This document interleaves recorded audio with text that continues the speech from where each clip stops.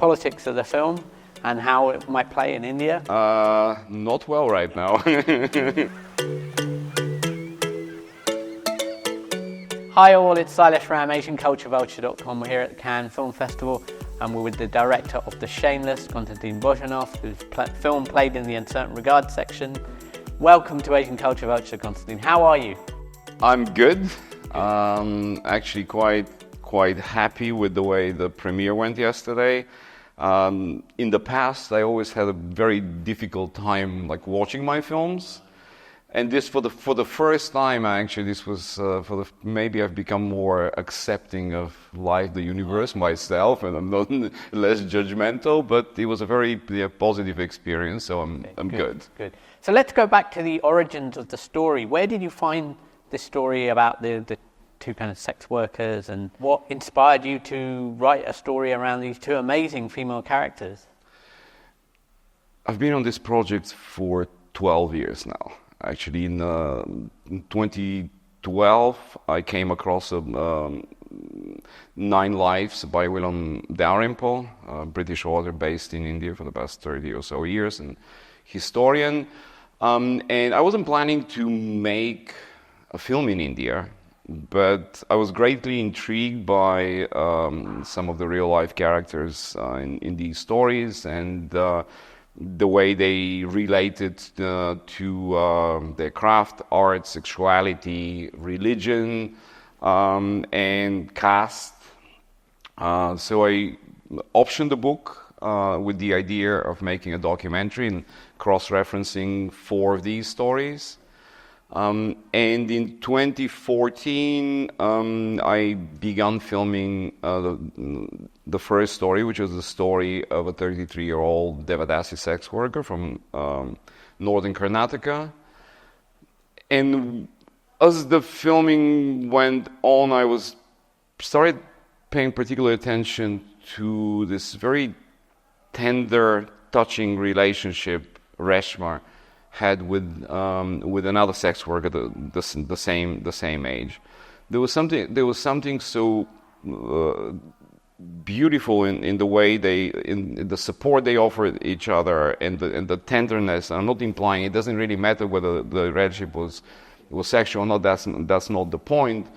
And that contrasted greatly with the sort of harshness of the surroundings and the type of work that they do, and the type of people, the type of clients that they have to deal with, and that was the first spark of this kind of contrast. And you were really looking at making a documentary about the. The documentary was supposed to be basically a portrait of Reshma. And Reshma's biography informed greatly the character of Devika, the younger of the two protagonists. She was kind of brought up in that environment very much. She was dedicated. She was dedicated at the age of 7 or 8. Pushed into sex work and actually brutally raped on her mother's roof at the age of 13. What happened to her doesn't even compare to what I'm showing in the film. And actually, what initially sort of attracted me to Reshma was that out of the couple of dozen women that I interviewed and spent some time with, she was the only one that answered positively to the question: given the type of work that you do, are you capable of having intimate and romantic relationships in life? And she fell in love with a client. They had a daughter together. He died in an accident. And another thing that I found interesting about her was that she made a very deliberate decision to put an end to the tradition with her, and gave her daughter to the widow of her former lover. Actually, another unique aspect I'm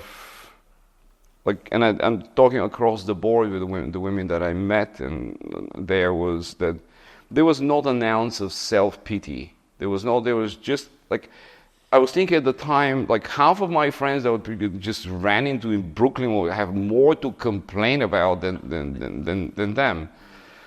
And from there on, I started sort of developing it as a fictional story, as an outsider on the run. With me, the stories always begin with what if? Yeah. What if someone that is on the run for her life enters a community like that? And then there's always a problem. The problem is she falls in love. गाना सुनाना पड़ेगा. अरे नहीं. नहीं. चल गा ना. Ga. The Renica character is very powerful. I can see her being a feminist icon. And how did you build that character? I mean, I'm strongly attracted to characters like Renuka. Actually, Renuka is probably what kind of kept me linked to this project, like Renuka and Devika in the film, for so long, because it was so difficult to finance. I'm strongly attracted to characters that kind of transgress social and moral boundaries, that live by their own moral code. I'm a huge Patricia Highsmith fan, and although she exclusively wrote male characters, I think there are sort of similarities to the type of... Yes, the kind of outsider who makes their own rules. And I'm very interested always in the question of morality, but not from a sort of the Judeo-Christian perspective, but morality and ethics more from a Kantian point of view of... So this, to what degree we can transgress that, and then to what degree that keeps us together as a society. So I love her as a character. Well, they're both amazing. And how did you find the actors who could reprise these roles? Again, it's difficult subject matter, very gritty film. Not an easy sell, I think, in India. It was a long process, but it seems that's the case with all of my films. Actually, with my last film with Barry Corgan, it was quite easy. It was the first lead role, and he sent me like a self-tape that he did on his phone, and I was just sold on it. Here, I worked with a casting agent in Mumbai. The casting just for the leads went on for 8 or 9 months. I had strong interest by some leading Indian actresses and very talented ones. But I kept looking at the pictures on Facebook of a woman with whom we had friends in common, and actually the connection was, they said, you should look at her drawings. They're really amazing, and that was the reason for me to become friends with her on Facebook. That was 2 years earlier. So I kept looking at pictures of her. And at some point I said, she'll probably say no. I knew that she worked in film as a production designer, but I'll just give it a try. So I sent her a message. She was very surprised. Took her a month to kind of send me back a self-tape. And once I saw on the screen... That was it. That was it.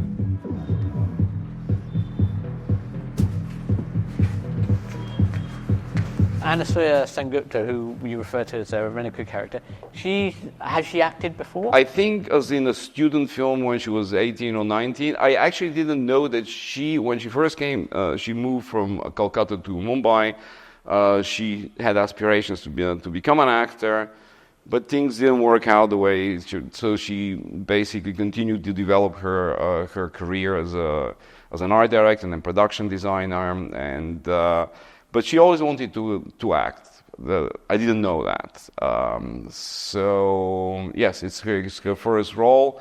Omara had a small part in another film, which I think she played in after.